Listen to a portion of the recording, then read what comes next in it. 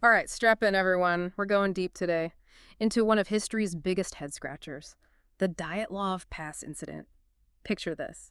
1959, a group of 9 experienced hikers. They head into the Ural Mountains. Weeks later, they're found dead, scattered across the mountain and under some seriously strange circumstances. Ripped tents, weird injuries, missing clothes, the whole 9 yards. It's a case that has had investigators and internet sleuths scratching their heads for decades. You know what gets me about the Dyatlov Pass incident? Hmm.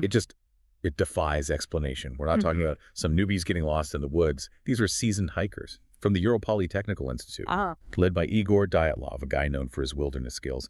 They planned meticulously. But their last expedition, it just ended in tragedy. And it spawned so many theories, it's crazy. I think we gotta start with the location, right? The Ural Mountains in February, that's not exactly a cakewalk. Nope, not even close. We're talking brutal sub-zero temperatures, blinding snowstorms. Yeah. It's the kind of landscape that can turn on you in a heartbeat. And get this, the location where it all went down, Kolachakal. You know what that translates to in the local Mansi language? Dead mountain. Pretty ominous, right? Yeah, talk about setting the stage. So we've got experienced hikers, super creepy location, and a mystery wrapped in an enigma. Let's break down the timeline because this is where things get really weird. Fast. Okay, so the group set out on January 23rd, 1959. And for a while, everything seemed fine. You know, they documented their journey with photos and diary entries, nothing out of the ordinary. But their last campsite, the one they found weeks later on Kolachakal, that's where everything took a hard left turn. It wasn't just abandoned though, right? It's like they bolted in a panic. 100%. Their tent was slashed open from the inside. That detail always freaks me out. It suggests they didn't just pack up and leave. Something made them get out of there and quickly, possibly terrified, into a freezing pitch black night. And on top of that, they left behind important gear, warm clothes, food, even their shoes. You don't leave that stuff unless you're desperate or something is seriously wrong. Right. You just don't. The investigators found footprints leading from the tent into the snow, some barefoot, some just in socks. Imagine being so desperate that you'd rather get frostbite than stay in your tent one more minute. It's terrifying when you think about it. So they're out in the elements, some hardly dressed. What happened next? Well, the first 5 bodies, they were found about 1.5 miles from the tent, huddled around a cedar tree, some of them, like Yuri Doroshenko and Georgy Kovaneshenko. They were found in just their underwear, like they were trying to start a fire. Hypothermia was the official cause of death for this group. So they froze to death. But what about the other 4? We haven't even touched on the really weird injuries yet. Well, that's where things take an even darker turn. Yeah. These 4, Lyudmila Dubinina, Semyon Zolotaryov, Alexander Kolovatov, and Nikolai Thibault-Brignol. They weren't found for 2 months, buried deep in a ravine under meters of snow. And these weren't just your typical exposure deaths either, were they? Their injuries are what make this whole case so mysterious. Yeah, because their injuries were like nothing the investigators had ever seen. I'm talking severe chest fractures, like the kind you'd see in a car crash, but without any external damage to explain them. And to make things even more bizarre, Dubinina was found missing her tongue and eyes. Yeah. It's just gruesome. Okay, so we've got this super creepy scene, unexplained injuries, and more questions than answers. Where do we even start trying to figure this out? Well, back in '59, the official explanation was an avalanche. Makes sense at first, right? Sudden snowslide, everyone freaks out and runs. But something tells me it's not that simple. What are the issues with that theory? For one thing, there wasn't any sign of avalanche debris. Nowhere near the tent. Plus, the injuries, those chest fractures, especially the ones on the 4 found in the ravine, those don't really fit with a typical avalanche, you know? I don't really get how an avalanche could cause that much internal damage without leaving any marks on the outside. Yeah, exactly. Think about it. Avalanches are powerful, sure, but you'd mostly expect to be swept away and buried, right? So you'd see broken limbs, crushing injuries from the debris, not these focused internal injuries. Okay, so if it wasn't an avalanche, what else could have happened? I've read about some pretty wild theories. Katabatic winds, infrasound. Ah, yeah. Katabatic winds, those are these powerful winds that blow down slope. They can form in mountains like the Urals, and they can get crazy strong, almost like a hurricane rushing down the mountain. Hold on, back up a sec. For those of us who don't speak fluent weather, what are katabatic winds exactly? Okay, so imagine this. You've got cold, dense air forming on the mountain slopes. Gravity pulls it down, and it just picks up speed as it goes. Under the right conditions, these winds can be unbelievably strong. Yeah. And super unpredictable. Okay, I get it. Hurricane force winds blasting down the mountain. How does that tie into this infrasound thing? Well, sometimes these crazy katabatic winds, they can create infrasound, that's like a sound wave, but at a really low frequency, so low that we can't even hear it. So we can't hear it. That's kind of creepy. But what does that have to do with what happened to the hikers? Even though we can't hear it, infrasound can still mess with our bodies and minds. Hmm. People have reported feeling anxious, dizzy, even hallucinating when exposed to it. So some researchers think that being exposed to intense infrasound for a long time could have made the hikers disoriented and panic. Maybe it made them act irrationally. Are you saying that these sounds we can't even hear made them run out of their tent in a frenzy, without even grabbing their stuff? It's possible. Imagine feeling this overwhelming sense of dread, like something terrible is about to happen. But you can't figure out what it is. You'd probably just react instinctively, do whatever you could to get away from that feeling, even if it means running out to a blizzard in your underwear. That would explain why there were no signs of an attack or a struggle, just this panicked escape from some invisible threat? Yeah, exactly. And some people even think that infrasound might be able to cause those internal injuries, although that's a pretty controversial part of the theory. That's getting a little out there. But we can't forget the other big theory: military involvement. This was the Cold War, secret testing, all that. Right. It definitely adds to the mystery. Yeah, and there are a few things that make people think the military might have been involved. First, there were reports of strange orange lights in the sky around that time. Other hikers saw them, even some locals. Some people think those lights could have been from some secret aircraft, or maybe even some kind of weapons test.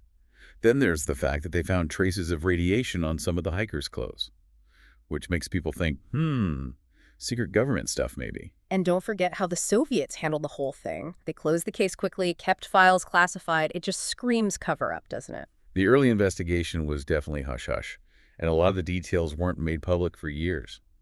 It's no wonder people started speculating. So is there any solid proof that the military had something to do with the hikers' deaths? Or are we just connecting dots that might not actually be there? It's a super interesting theory, but there's no smoking gun. Nothing that directly links the military to what happened. The radiation could have come from somewhere else. And those orange lights, who knows? They could have been meteors or some weird atmospheric thing. We got to be careful of jumping to conclusions based on stuff that's just circumstantial. Okay, so we've got natural disasters, freaky sound waves, and possible government cover-ups. But we can't forget about some of the more, shall we say, creative explanations out there. What about Yetis? Aliens? Right, right. I guess those theories really play into our love of the unknown. The Yeti, or abominable snowman, is this legendary creature. People say it lives in the Himalayas, but some people who study cryptids, those creatures that might exist but haven't been proven, they think similar creatures could be living in other remote mountainous areas, like the Urals. So is there any evidence of a Yeti in this case? Not really, no. They didn't find any large animal tracks near the campsite, and those brutal internal injuries don't really fit with what you'd see from an animal attack. The Yeti idea is more folklore than fact, at least when it comes to this case.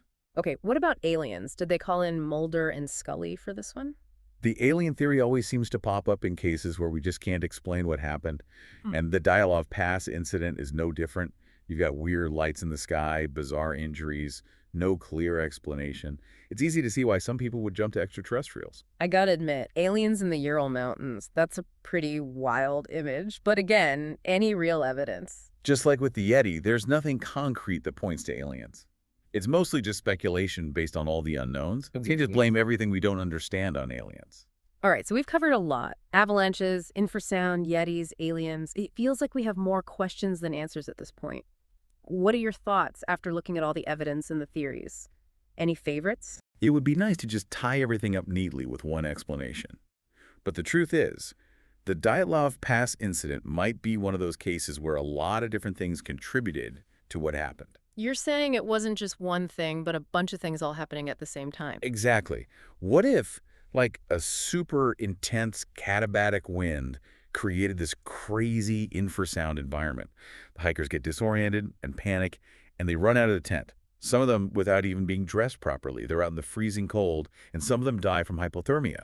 And maybe some of them, because they're so disoriented, they wander into the ravine, and that's how they get those terrible injuries. So it was a mix of natural phenomena and human error, all made worse by the fact that they were in such a harsh environment.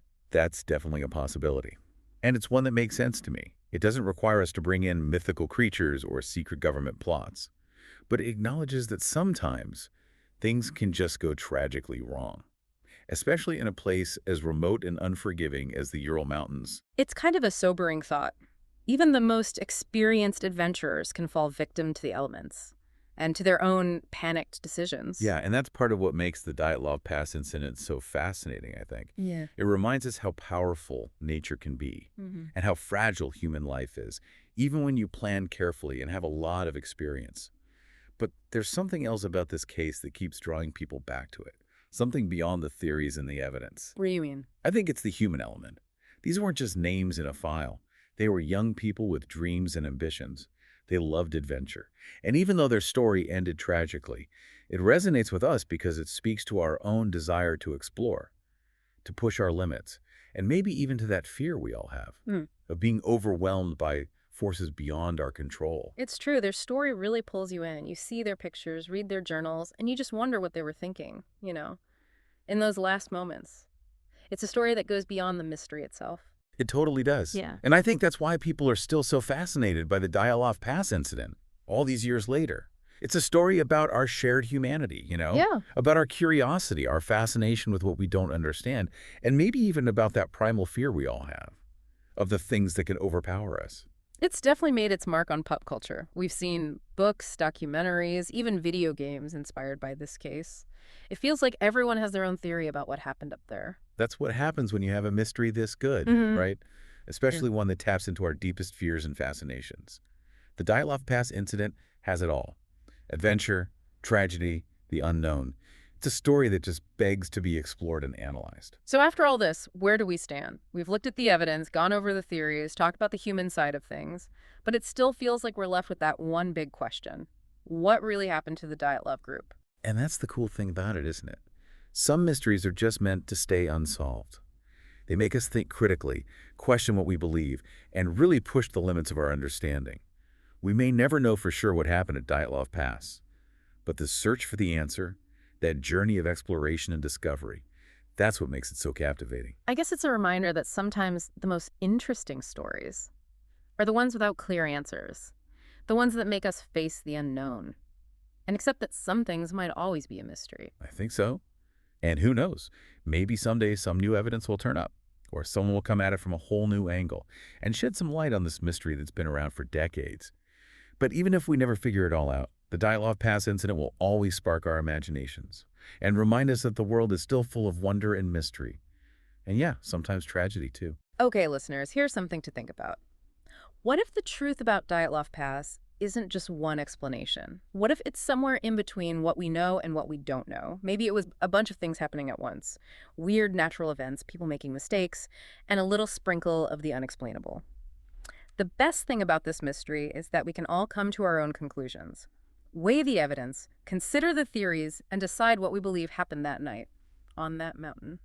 It shows us that even now, with all the information and technology we have, some mysteries will always be there, challenging us to keep digging, keep asking questions, and keep searching for the truth, even if it's hard to find. And on that note, we'll leave you today. Keep exploring those mysteries, folks. You never know what you might find.